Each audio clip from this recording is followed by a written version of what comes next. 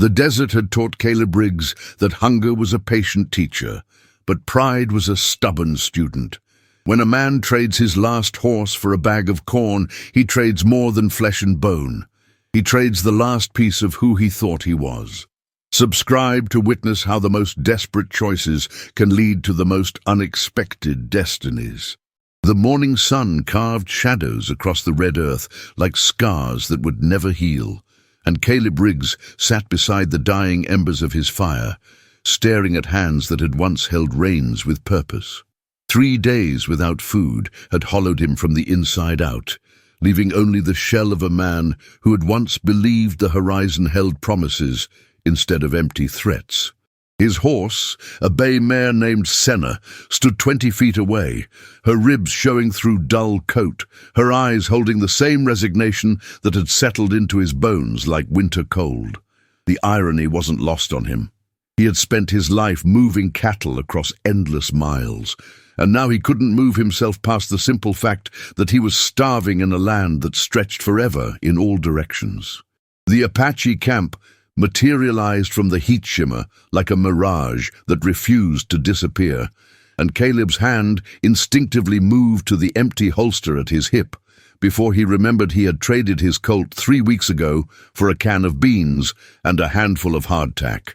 The old man who approached moved with the deliberate grace of someone who had learned to read the desert's moods. His weathered face a map of seasons survived and storms weathered. Behind him, the camp continued its quiet rhythm. Women grinding corn, children playing with sticks and stones, men repairing tools with the patience of people who understood that everything broken could be mended if you had enough time and the right hands. Caleb had neither, and the knowledge sat in his chest like a stone he couldn't swallow. "You look like a man who has forgotten how to eat," the old Apache said in English, that carried the careful precision of someone who had learned the language as a tool rather than a birthright. His name was Tukama, though Caleb wouldn't learn this until later, and his eyes held the kind of depth that came from watching the world change while remaining rooted in something that never would. The bag of corn he carried seemed impossibly heavy for something that represented such simple sustenance, but Caleb had learned that simple things often carried the most weight. The smell of roasted corn and sage drifted between them, and Caleb's stomach clenched with a hunger that went beyond the physical, reaching into places where pride and desperation wrestled like animals in a cage too small for both. "I got nothing to trade but the horse," Caleb said, the words scraping his throat like sand, each syllable a small death of the man he had been. Senna lifted her head at the sound of his voice, and for a moment their eyes met across the space that separated them. 20 feet that might as well have been 20 years. She had carried him through 3 states and countless storms, had stood patient while he worked cattle in the blazing heat, had never once failed to answer when he called. Now he was about to trade her for enough corn to keep him alive for maybe 2 weeks, and the mathematics of survival had never felt more brutal or more necessary. Tukama's gaze moved from Caleb to the horse and back again, reading something in the space between them that Caleb couldn't name, but could feel like pressure in his chest. "A horse carries more than a man," the old Apache said, setting the bag of corn on the ground between them with the solemnity of someone placing an offering on an altar. "Sometimes she carries his spirit, his memories, his hope for tomorrow." The words hung in the air like smoke, and Caleb felt something shift inside him, a recognition that this transaction was about more than food and flesh, though he couldn't yet understand what that something might be. The corn kernels caught the light like small golden promises, and he realized he was looking at the difference between living and dying, measured out in handfuls of grain. The trade happened in silence, hands moving with the efficiency of men who understood that some moments were too heavy for words. Caleb removed Senna's bridle and saddle, his fingers working the familiar leather with the muscle memory of 10,000 mornings, while Tukama waited with the patience of stone. When it was done, when the horse stood free and the corn sat heavy in Caleb's arms, The old Apache placed a weathered hand on his shoulder and spoke words that would echo in the cowboy's mind long after the sun had set. Some trades are not what they appear to be, young man. Some trades are the beginning of a story that has not yet learned its own ending. Michi, the night passed like a fever dream, with Caleb alternating between the relief of a full stomach and the hollow ache of watching Senna graze peacefully among the Apache horses, no longer his to call or command. He had made camp a mile from Tukama's people, close enough to see their fires, but far enough to nurse his shame in private, and the distance felt like a chasm he had carved with his own desperate hands. The corn had been good, better than anything he had tasted in weeks, but it carried the bitter aftertaste of a man who had sold his freedom for survival. Sleep came in fragments, broken by dreams, where he rode endless plains on a horse that dissolved beneath him like morning mist, leaving him walking through landscapes that stretched beyond the edges of his understanding.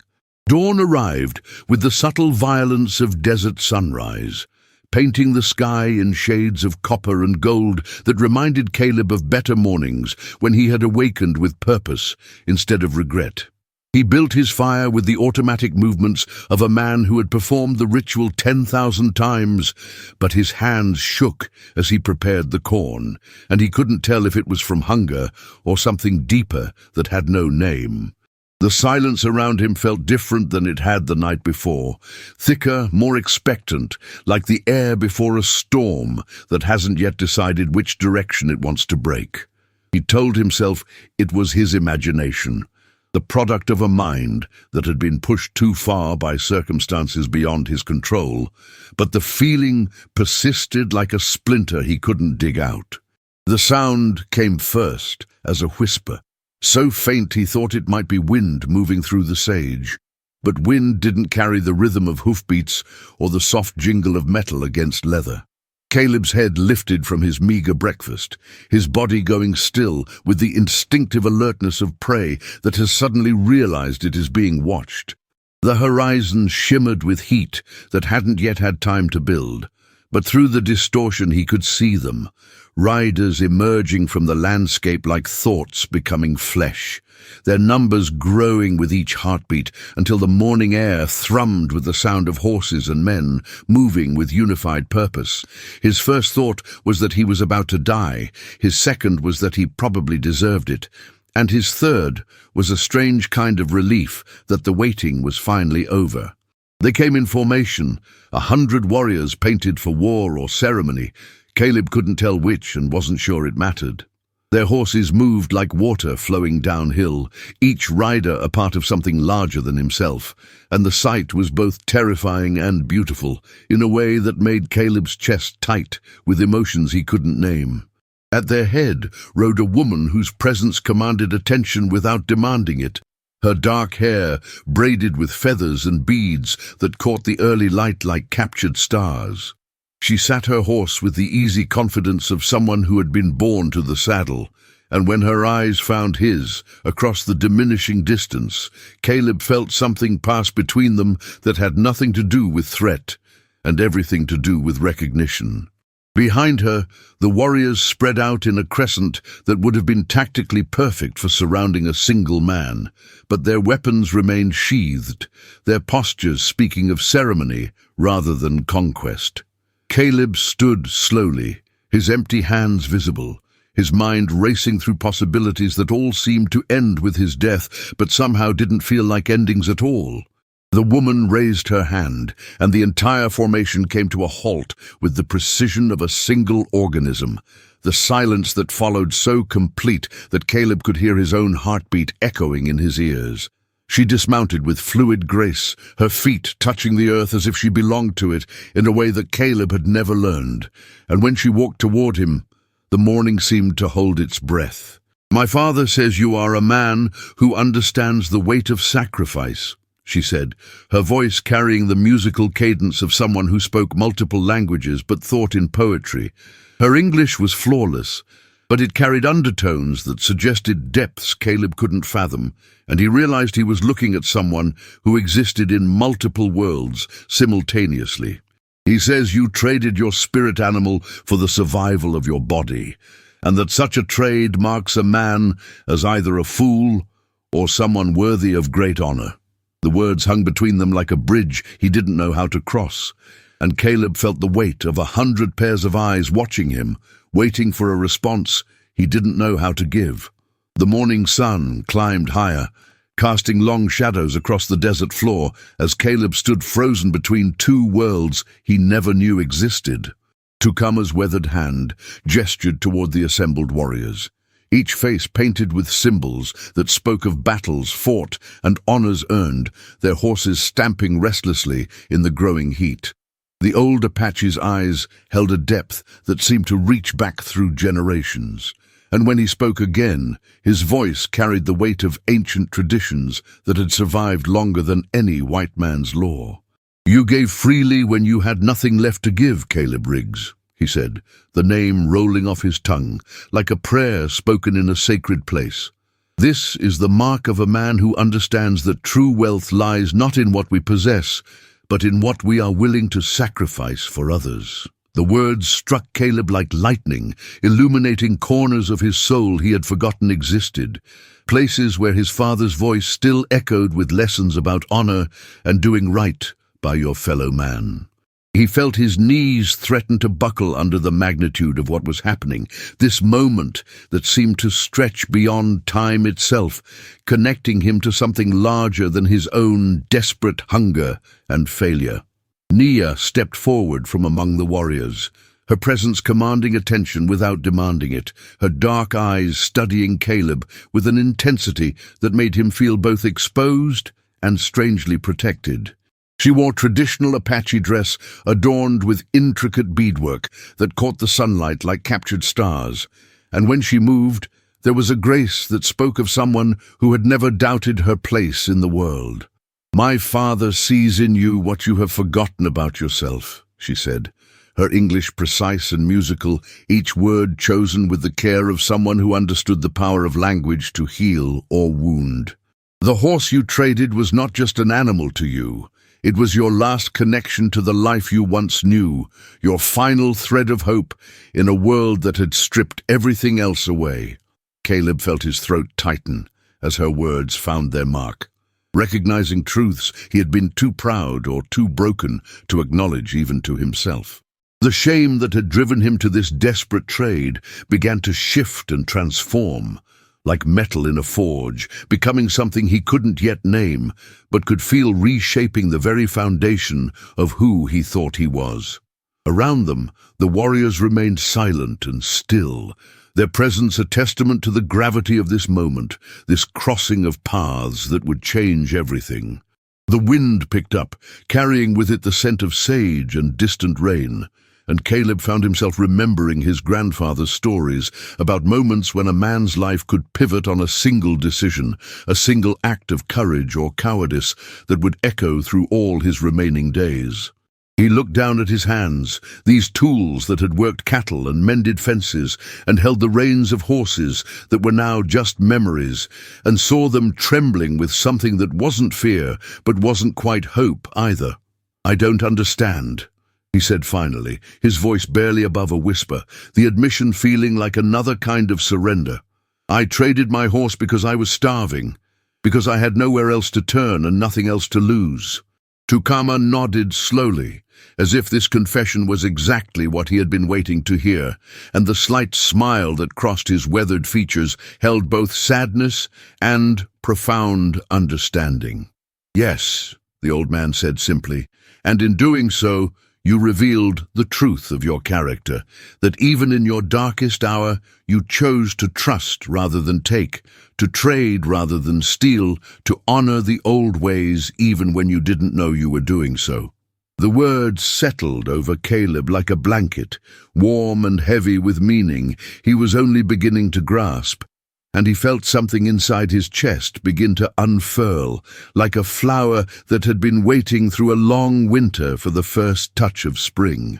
Nia moved closer, close enough that he could see the flecks of gold in her dark eyes, close enough to catch the faint scent of sweet grass and leather that clung to her hair. "Among our people," she said, her voice soft but carrying clearly in the desert air. "There is a belief that the spirits sometimes test us by stripping away everything we think we need, forcing us to discover what we truly are beneath all the things we own and all the roles we play." Her words resonated through him like the deep notes of a church bell, awakening something that had been sleeping in the depths of his soul. Something that recognized the truth of what she was saying, even as his mind struggled to accept it. "Your horse was beautiful and strong," she continued, "but what my father saw was a man who valued honor above possession, who chose dignity over desperation, even when he thought no one was watching." Caleb felt tears threatening at the corners of his eyes, not tears of sadness, but of something deeper and more complex, a recognition of grace he had never expected to receive, and certainly didn't feel he deserved. The assembled warriors seemed to sense the shift in the air, their horses growing calmer, their own postures relaxing slightly as if some crucial test had been passed, some invisible barrier crossed. The sun continued its relentless climb, painting the desert in shades of gold and amber, and Caleb found himself thinking about all the choices that had led him to this moment. The failed ranch, the debts that had mounted like storm clouds, the slow erosion of everything he had once believed about himself and his place in the world. But standing here now, surrounded by these people who saw something in him that he had lost sight of, he began to understand that perhaps his failures had been leading him toward this moment all along, this unexpected intersection of desperation and honor that had revealed truths he never could have discovered any other way. "What happens now?" he asked, the question emerging from some deep place of genuine curiosity rather than fear. And he realized that for the first time in months he was asking about the future with something that might actually be hope. Tukama's smile deepened, carving new lines around his eyes, and when he spoke, his words carried the weight of prophecy and the warmth of welcome. "Now, Caleb Briggs, you learn what it means to be truly wealthy. Not in gold or cattle or land, but in the bonds that connect one soul to another, in the honor that no man can take from you once you have claimed it as your own." The moment stretched between them like a bridge spanning two worlds, and Caleb felt himself standing at the center of it. No longer the broken cowboy who had stumbled into this camp with nothing but hunger and desperation, but something new and undefined. Something that carried the potential for redemption he had never dared to imagine.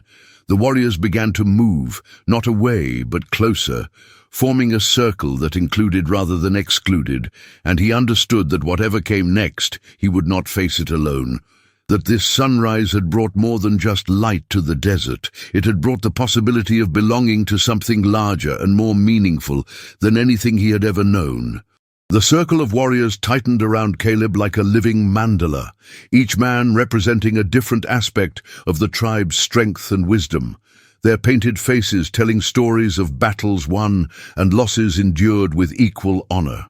Tukama raised his hand, and the desert fell into a silence so complete that Caleb could hear his own heartbeat echoing in his ears, could feel the pulse of something ancient and sacred beginning to stir in the space between them. The old Apache began to speak in his native tongue, the words flowing like water over stone, each syllable carrying weight and meaning that transcended language, and Caleb found himself understanding not the words themselves, but the intention behind them, the deep current of respect and recognition that flowed beneath the surface. Nia moved to stand beside her father, her presence adding another layer to the ceremony that was unfolding, and when she looked at Caleb, he saw in her eyes a reflection of something he had never seen before, himself as someone worthy of honor, someone whose actions had meaning beyond his own understanding. The morning air seemed to thicken with possibility, with the weight of transformation that hung over them all, like a blessing waiting to be claimed. And Caleb felt his old life falling away like a snake shedding its skin, leaving him raw and new and strangely hopeful. One by one, the warriors began to dismount, their movements deliberate and ceremonial, each man approaching Caleb with something in his hands, A feather, a stone, a piece of carved bone that gleamed white in the growing light. They spoke no words in English, but their eyes communicated volumes, telling him stories of respect earned through sacrifice, of honor, recognized across the boundaries of culture and blood, of a brotherhood that transcended the artificial divisions that men created to separate themselves from one another. The first warrior, a man whose face bore the scars of many battles, placed an eagle feather in Caleb's trembling hand, and the touch of it sent electricity through his entire body, as if he were being connected to something vast and eternal that had been waiting for him all his life. The second warrior offered a smooth stone worn by countless years of wind and rain, its surface warm from the sun, and somehow alive with the memory of all the hands that had held it before, and Caleb understood that he was being given not just objects, but pieces of a heritage that stretched back through generations of men who had faced their own moments of testing and emerged transformed. Each gift felt like a weight being added to his soul, not the crushing weight of burden, but the substantial weight of belonging, of being seen and valued and welcomed into something that would change him forever. Naya stepped forward when the last warrior had made his offering, her hands holding something wrapped in soft deerskin that seemed to glow with its own inner light. "This belonged to my grandfather," she said, her voice carrying the reverence of someone handling a sacred relic, "and his grandfather before him, passed down through generations of men who understood that true strength comes not from what we can take, but from what we choose to give." She unwrapped the bundle slowly, revealing a knife with a handle carved from antler and inlaid with turquoise that caught the sunlight like captured sky, its blade sharp enough to cut through more than just flesh and bone, sharp enough to cut through the lies a man tells himself about his own worth. "He was a man like you," she continued, her eyes never leaving Caleb's face, "a man who found himself stripped of everything he thought defined him, forced to discover what remained when all the external trappings were gone." The knife felt alive in his hands, warm and substantial, and somehow familiar, as if it had been waiting for him specifically, as if all the events of his life had been leading to this moment, when he would finally understand what it meant to be truly wealthy in the ways that mattered. Around them, the warriors watched in silence, their faces reflecting the gravity of what was happening, the passing of something precious from one generation to the next, from one culture to another, bridging gaps that had seemed unbridgeable just hours before. The sun reached its zenith as Tukama began the final phase of the ceremony, his voice rising and falling in rhythms that seemed to match the heartbeat of the earth itself, calling upon spirits and ancestors to witness this moment of transformation and blessing. Caleb felt something shifting inside him, some fundamental alteration in the way he saw himself and his place in the world, as if the broken pieces of his identity were being reassembled into a new pattern, one that included not just his failures and losses, but also his capacity for honor and sacrifice and unexpected grace. The old Apache placed his weathered hands on Caleb's shoulders, and the touch burned like fire and ice simultaneously, carrying with it the weight of approval from a man who had seen enough of life to recognize authenticity when it appeared before him. "You are no longer the man who rode into our camp last night," Tukama said, his words carrying the finality of prophecy, that man was broken by the world's cruelty and his own expectations of what life owed him. The truth of it hit Caleb like a physical blow, but instead of pain, he felt relief, the sweet release of finally letting go of a version of himself that had never quite fit, that had always felt like clothes borrowed from someone else's life. The man who stands before us now has been tested by hunger and desperation and has chosen honor over survival, trust over suspicion, generosity over greed. Nia moved to stand directly in front of him, her presence filling his vision and his awareness until nothing else existed but her eyes and the truth they reflected back to him. "Among our people," she said, her voice soft but carrying clearly in the desert air, We believe that some men are born to their destiny, while others must be broken and remade before they can claim it. Her words resonated through him like the deep notes of a bell, awakening echoes in places he had forgotten existed, places where hope had once lived before the world had taught him to bury it beneath layers of cynicism and disappointment. "You have been remade, Caleb Riggs," she continued, and hearing his name spoken with such reverence made him feel like he was meeting himself for the first time. "Not by our ceremony, but by your own choices. Your own willingness to give when you had nothing left to give." The knife in his hands seemed to pulse with its own heartbeat, and he understood that it was not just a weapon, but a symbol of the responsibility that came with honor, the obligation to protect and serve something larger than his own desires and fears. Around them, the warriors began to mount their horses again, but their movements were different now, no longer the preparation for battle, but the preparation for celebration, for the welcoming of a new brother into their ranks. The ceremony concluded as the sun began its descent toward the western horizon, painting the sky in shades of fire and gold that seemed to mirror the transformation that had taken place in Caleb's soul. Tukama spoke one final blessing in Apache, his words carrying across the desert like a prayer offered to the wind, and then he turned to Caleb with eyes that held both satisfaction and something that might have been paternal pride. "Tonight, you will feast with us," he said, "and tomorrow you will begin to learn what it means to be a protector of the people, to carry the responsibility that comes with the honor you have earned." The words settled over Caleb like a mantle, heavy with meaning and possibility, and he felt himself standing straighter, his shoulders squaring under the weight of a purpose he had never imagined could be his.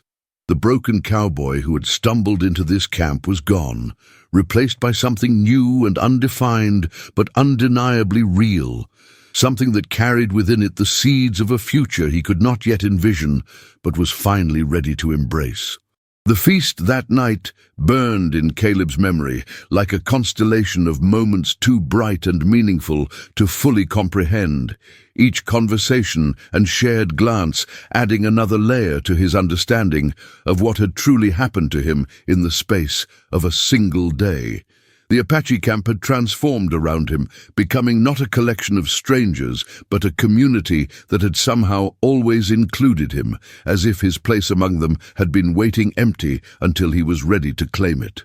Leah sat beside him as the fire crackled and danced, her presence both comforting and electrifying, and when she spoke of her people's history and traditions, he found himself listening not just with his ears, but with his entire being, absorbing knowledge that felt like coming home to a country he had never known existed.